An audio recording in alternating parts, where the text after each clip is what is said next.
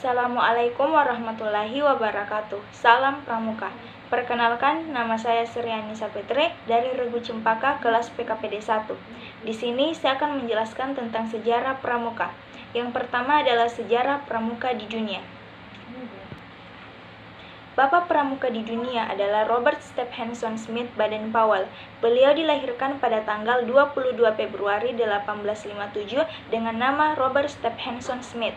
Ayahnya bernama Domin Baden-Powell, seorang profesor geometri di Universitas Oxford, yang meninggal ketika Stephenson masih kecil. Dari latar belakang keluarga yang suka berpetualang dan pengalaman sebagai anggota militer Inggris, Robert Baden-Powell menjadi pembina ulang bagi para anggota militer baru. Pembinaan demi pembinaan, praktek dan teori ini menjadi cikal bakal berdirinya Pramuka. Ia belajar dari karakter ibunya yang selalu mengayomi karena ayahnya meninggal dunia sejak Baden-Powell masih kecil. Selain itu, jiwa petualangannya muncul dari saudara-saudaranya yang memberikan pelajaran kepadanya tentang berlayar, berkemah, berenang, cara bertahan hidup di alam, dan berbagai jenis keterampilan yang lainnya. Awal tahun 1908, Baden-Powell menulis pengalamannya untuk acara latihan kepramukaan yang dirintisnya. Kumpulan tulisannya ini dibuat buku dengan judul Scouting for Boys. Buku ini cepat tersebar di Inggris dan negara-negara lainnya yang kemudian berdiri organisasi kepramukaan yang semula hanya untuk laki-laki dengan nama Boy Scout. Pada tahun 1912, dengan bantuan adik perempuannya, Agnes, mendirikan organisasi kepramukaan untuk wanita dengan nama Girl Guides, yang kemudian diteruskan oleh istri beliau. Pada tahun 1916, berdiri kelompok pramuka usia siaga dengan nama Cub atau Anak Serigala dengan buku The Jungle Book, karangan Rudyard Kipling sebagai pedoman kegiatannya. Buku ini bercerita tentang Mowgli, si anak rimbayang dipelihara di hutan oleh induk serigala. Tahun 1918, beliau membentuk Roper Scout bagi mereka yang telah berusia 17 tahun. Tahun 1922, beliau menerbitkan buku Ropering to Success atau Mengembara Menuju Bahagia. Di masa akhir tugasnya sampai masa pensiunnya, Baden-Powell banyak menulis buku tentang kepanduan kepramukaan dan mendirikan organisasi-organisasi kepanduan untuk kaum muda. Beberapa buku yang ia tulis diantaranya adalah Scouting for Boys pada tahun 1908, buku petunjuk kursus pembina pramuka pada tahun 1914, dan Ropering to Success pada tahun 1922. Beberapa organisasi yang ia rintis diantaranya adalah Boy Scout, yang muncul tidak hanya di Inggris tetapi juga di negara-negara lainnya dengan menggunakan buku Scouting for Boys, Pramuka untuk Remaja Putri, Girl Guides, kelompok pramuka usia siaga, Cub atau Anak Serigala, dan Roper Scout untuk usia 17 tahun. Pada 30 Juli 1920 di Olympia Hall merupakan tahun yang sangat berpengaruh dalam sejarah pramuka, di mana untuk pertama kalinya diadakan jambore di dunia. Sebanyak 8.000 orang anggota pramuka dari 34 negara. Selain itu, tahun ini juga dibentuk Dewan Internasional Pramuka yang beranggotakan 9 orang biro dan biro pusat di London. Biro Pramuka Putra Dunia memiliki 5 kantor wilayah, yaitu Costa Rica, Mesir, Filipina, Swiss, dan Nigeria. Sedangkan untuk Putri memiliki 5 kantor pusat sekretariat di London dan biro kantor wilayah di Amerika Latin, Arab, Asia Pasifik, dan Eropa. Adapun daftar jambore yang telah dilaksanakan. Jambore Dunia 1 pada tahun 1920 dilaksanakan di Olympia Hall, Inggris. Jambore Dunia 2 pada tahun 1924 dilaksanakan di Denmark. Jambore Dunia 3 pada tahun 1929 dilaksanakan di Birkenhead, Inggris. Jambore Dunia 4 pada tahun 1933 dilaksanakan di Hungaria. Jambore Dunia 5 pada tahun 1937 dilaksanakan di Belanda, dan Jambore Dunia 6 pada tahun 1947 dilaksanakan di Prancis. Selanjutnya adalah Bapak Pramuka di Indonesia. Bapak Pramuka di Indonesia adalah Sri Sultan Hamengkubuwono IX. lahir di Sompilan Ngasem, Yogyakarta pada tanggal 12 April 1912 dan wafat di Washington, Amerika Serikat pada tanggal 1 Oktober 1988. Beliau adalah seorang Raja Kesultanan Yogyakarta dan Gubernur Daerah Istimewa Yogyakarta. Beliau juga Wakil Presiden Republik Indonesia yang kedua antara tahun 1973 sampai dengan 1978. Beliau juga dikenal sebagai Bapak Pramuka di Indonesia dan pernah menjabat sebagai Ketua Kuartir Nasional Gerakan Pramuka pada tahun 1961 sampai dengan 1974. Sejarah Pramuka di Indonesia lahir pada tahun 1961.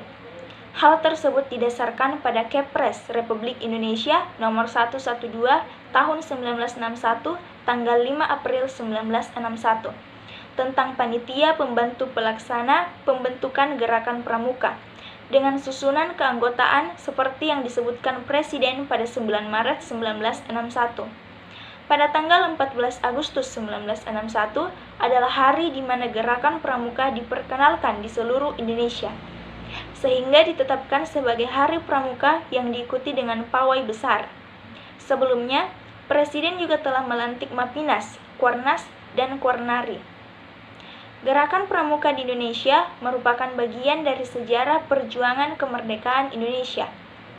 Gerakan Pramuka di Indonesia diawali dengan didirikannya Gerakan Kepanduan Penjajah Belanda di Indonesia yang bernama NIPVV atau Nederland Indische Padvindersvereniging atau Persatuan Pandu-Pandu Hindia Belanda. Pada saat yang sama, para pejuang kemerdekaan Indonesia ikut mendirikan Gerakan Kepanduan yang bertujuan untuk membentuk manusia Indonesia yang baik dan menjadi kader pergerakan nasional. Kemudian muncul bermacam-macam organisasi kepanduan, antara lain JPO atau Japanese Padvinders Organisasi, JJP Jongjapa Padvinders, SIAP Sarekat Islam Afdeling Padvinders, dan HW Hizbul Waton, dan lain-lain. Pada akhirnya, Belanda mencurigai gerakan-gerakan kepanduan tersebut, sehingga Belanda melarang gerakan kepanduan yang menggunakan istilah Padvinders. Dengan adanya larangan tersebut, Ki Haji Agus Salim menggunakan nama Pandu atau Kepanduan untuk mengganti nama Padvinders. Setelah itu, Organisasi Kepanduan Indonesia yang menggunakan istilah Padvinders merubahnya menjadi Pandu atau Kepanduan seperti KBI, Kepanduan Bangsa Indonesia, BPPKI, Badan Pusat Persaudaraan Kepanduan Indonesia, dan lain-lain. Nama Pandu masih digunakan hingga masa kemerdekaan. Karena banyaknya gerakan kepanduan di Indonesia, Presiden Soekarno menyatukan gerakan kepanduan tersebut dalam satu wadah, yaitu Gerakan Pramuka. Keputusan ini ditetapkan melalui Kepres Nomor 238 Tahun 1961 tentang Gerakan Pramuka yang pada tanggal 20 Mei 1961 ditandatangani oleh PJS Presiden Republik Indonesia Insinyur Juanda karena Presiden Soekarno sedang berkunjung ke Jepang. Di dalam Kepres ini, Gerakan Pramuka oleh pemerintah ditetapkan sebagai satu-satunya badan di wilayah Indonesia yang diperkenankan menyelenggarakan pendidikan kepramukaan, sehingga organisasi lain yang menyerupai dan sama sifatnya dengan Gerakan Pramuka dilarang keberadaannya. Badan Pusat Persaudaraan Kepanduan Indonesia yang menaungi begitu banyak organisasi kepanduan membuat All-Indonesian Jambore yang dilaksanakan pada tanggal 19 sampai 23 Juli 1941. Pada saat inilah Jambore pertama di Indonesia diadakan. Pada tanggal 20 Mei 1961, Presiden Insinyur Soekarno menerbitkan keputusan Presiden Nomor 238 Tahun 1961 yang menetapkan Gerakan Pramuka sebagai satu-satunya organisasi kepanduan yang ditugaskan menyelenggarakan pendidikan kepanduan bagi anak-anak dan pemuda Indonesia. Pada saat itu, semua organisasi kepanduan melebur menjadi satu yang disebut dengan Pramuka atau Praja Muda Karana. Selanjutnya, saya akan menjelaskan materi pioneering. Pioneering adalah salah satu teknik pramuka dalam penggunaan peralatan tongkat dan tali yang dirangkai menjadi sebuah model suatu objek, seperti bangunan kreatif, tandu, menara kaki 3, menara kaki 4, dan masih banyak lagi. Dalam tali temali, kita sering mencampur adukan antara tali, simpul, dan ikatan. Hal ini sebenarnya berbeda sama sekali. Bedanya, tali adalah bendanya, simpul adalah hubungan antara tali dengan tali, ikatan adalah hubungan antara tali dengan benda lainnya, misal kayu, bambu, balok, dan sebagainya. Adapun tujuan dari pioneering adalah memberi informasi, ilmu baru, dan mengasah keterampilan peserta dalam membuat sebuah model suatu objek sederhana yang nantinya dapat diaplikasikan di kehidupan pada saat dan sesudah kegiatan pramuka. Adapun macam-macam simpul, yaitu simpul ujung tali, gunanya agar tali pintalan pada ujung tali tidak mudah lepas. Simpul mati, gunanya untuk menyambung dua utas tali yang sama besar dan tidak licin. Simpul anyam, gunanya untuk menyambung dua utas tali yang tidak sama besarnya dan dalam keadaan kering. Simpul anyam berganda, gunanya untuk menyambung dua utas tali yang tidak sama besarnya dan dalam keadaan basah. Simpul erat, gunanya untuk memendekkan tali tanpa pemotongan. Simpul kembar, gunanya untuk menyambung dua utas tali yang sama besarnya dan dalam keadaan licin. Simpul kursi, gunanya untuk mengangkat atau menurunkan benda atau orang yang pingsan. Simpul penarik, gunanya untuk menarik benda yang cukup besar agar lebih mudah. Simpul lasso, gunanya untuk menangkap binatang seperti kuda, kambing, dan sejenisnya. Selanjutnya, macam-macam ikatan. Ikatan pangkal, gunanya untuk mengikatkan tali pada kayu atau tiang, akan tetapi ikatan pangkal ini dapat juga digunakan untuk memulai suatu ikatan. Ikatan tiang, gunanya untuk mengikat sesuatu sehingga yang diikat masih dapat bergerak leluasa, misalnya untuk mengikat leher binatang supaya tidak tercekik. Ikatan jangkar, gunanya untuk mengikat jangkar atau benda lainnya yang berbentuk ring. Ikatan tambat, gunanya untuk menambatkan tali pada sesuatu tiang atau kayu dengan erat, akan tetapi mudah untuk melepaskannya kembali.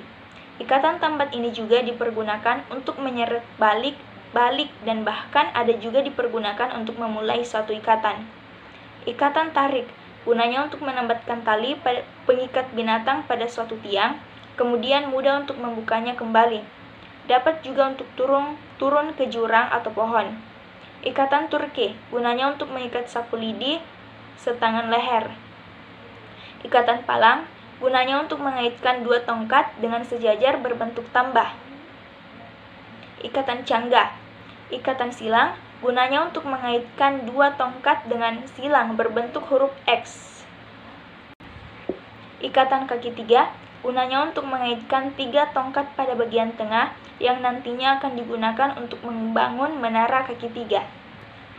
Baiklah, selanjutnya saya akan menjelaskan materi tentang LKBB atau latihan keterampilan baris berbaris. LKBB adalah suatu wujud fisik yang diperlukan untuk menanamkan kebiasaan tata cara hidup suatu organisasi masyarakat yang diarahkan kepada terbentuknya perwatakan tertentu. Aba-aba. Aba-aba adalah suatu perintah yang diberikan oleh seorang pemimpin kepada yang dipimpin untuk dilaksanakannya pada waktunya secara serentak maupun berturut-turut. Adapun macam aba-aba yang itu, pertama aba-aba petunjuk, kedua aba-aba peringatan, dan ketiga aba-aba pelaksanaan. Aba-aba petunjuk dipergunakan hanya jika untuk menegaskan maksud aba-aba peringatan atau petunjuk. Aba-aba peringatan adalah inti perintah yang cukup jelas untuk dapat dilaksanakan tanpa ragu-ragu. Aba-aba pelaksanaan adalah ketegasan mengenai saat untuk melaksanakan aba-aba. Macam-macam gerakan dasar PBB. Sikap sempurna, istirahat di tempat, lencang depan, lencang kanan, hadap kiri, hadap kanan, balik kanan, hadap serong kiri, hadap serong kanan, berhitung, hormat, jalan di tempat. Adapun bentuk barisan, yang pertama berderet, kedua tangan dibentangkan ke samping setinggi bahu, seperti ini.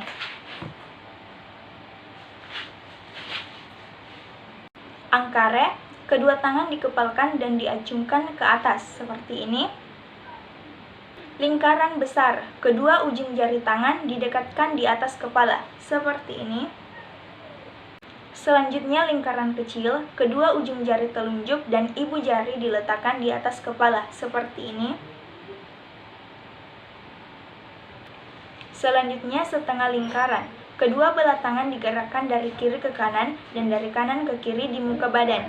Contohnya seperti ini. Kolone terbuka, kedua tangan dikepalkan dan diancungkan di samping badan setinggi bahu. Contohnya seperti ini. Kolone tertutup, kedua belah tangan dikepalkan dan diancungkan di depan dada setinggi bahu. Seperti ini. Anak panah, ujung-ujung jari kedua belah tangan diletakkan di depan dada atau di atas kepala. Seperti ini, contohnya seperti ini. Bentuk selat, kedua belah tangan dengan telapaknya dihadapkan ke dalam atau keluar dan menjulur ke depan, seperti ini. Perlombaan, kedua tangan dikepal dan harus menjulur ke depan, seperti ini. Roda, kedua belah tangan dikepalkan dan bersilang di depan dada, seperti ini. Berbanjar, tangan diacungkan miring di atas dada, contohnya seperti ini. Baiklah, itu saja materi yang dapat saya sampaikan. Lebih dan kurangnya mohon dimaafkan. Wabillahi taufiq wal hidayah. Wassalamualaikum warahmatullahi wabarakatuh. Salam Pramuka.